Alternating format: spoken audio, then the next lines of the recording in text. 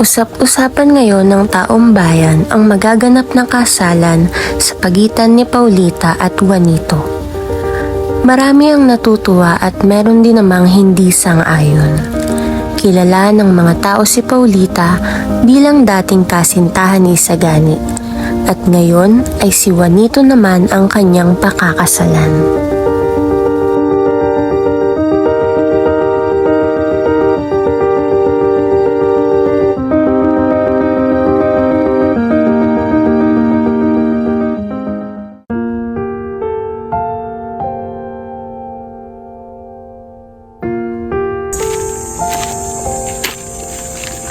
Paulita, ang lalim naman ng iyong iniisip.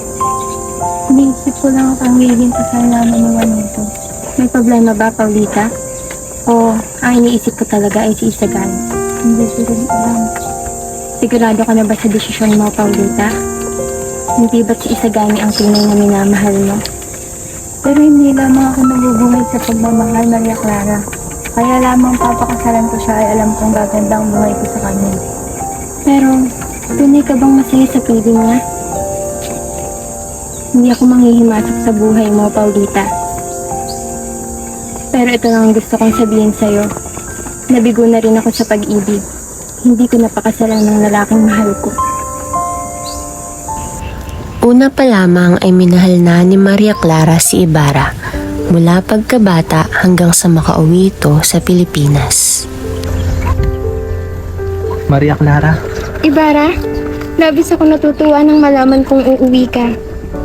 masaya akong andito na ako kasama mo, Maria Clara. Ay tagal kong hinintay ang pagkakataon na magkikita tayo ng muli. Sa pagkakataong ito, sa tingin mo, tuloy na tayo magiging masaya at magpapakasal? Maria Clara, Iha, hindi kita maaaring pahintulutan na igasal kay Ibarra. Alam niyong mahal ko siya, Ama. Bakit niyo kami hinahadlangan? Dahil hindi siya makakabuti para sa'yo. May iba akong nais na gusto ikasal para sa'yo. Maria Clara, sandali lang! Wala na si Ibarra! Hindi totoo yan! Kamusta ka, Maria Clara? Naaalala ko lang si Ibarra. Huwag kang mag-alala, Maria Clara.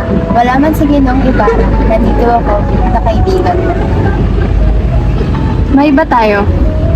Sigurado ka na ba kay Juanito, Paulita? Tuloy ba ang kasal? Oo. Tuloy ang kasal.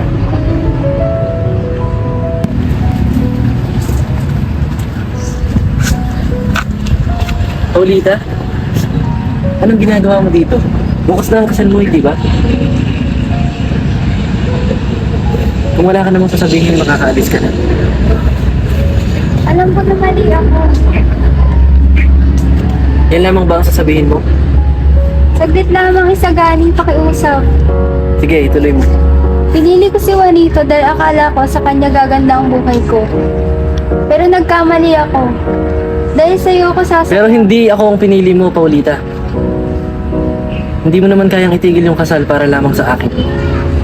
Tuloy ang kasal, Isagani. Sana maging masaya ka, Paulita. Makinig ka muna pakiusap. Tuloy ang kasal pero ikaw ang pakakasalan ko.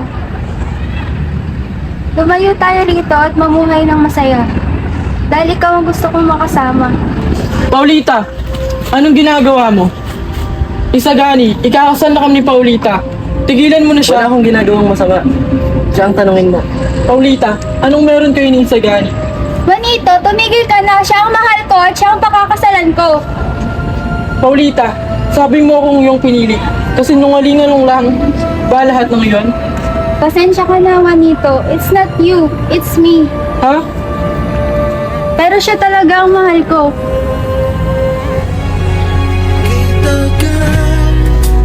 Nang lumulutang, walang pupuntahan, walang dahilan. Parang ulap na walang dalang ulan, kamang walang kumot at unan.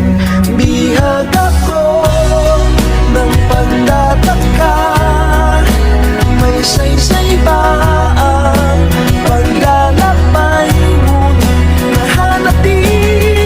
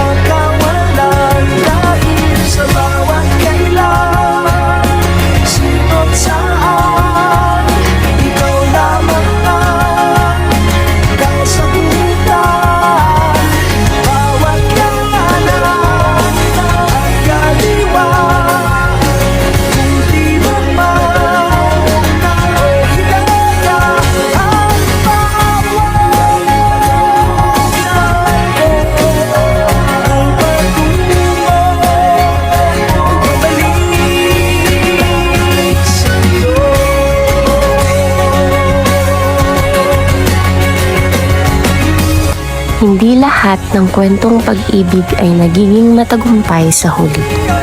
Ang ilan ay nagtatapos sa pagkabigo at ang iba naman ay nagkakaroon ng masayang wakas. Piliin ang tamang tao na magpapasaya at magmamahal sa'yo hanggang dulo. Hindi na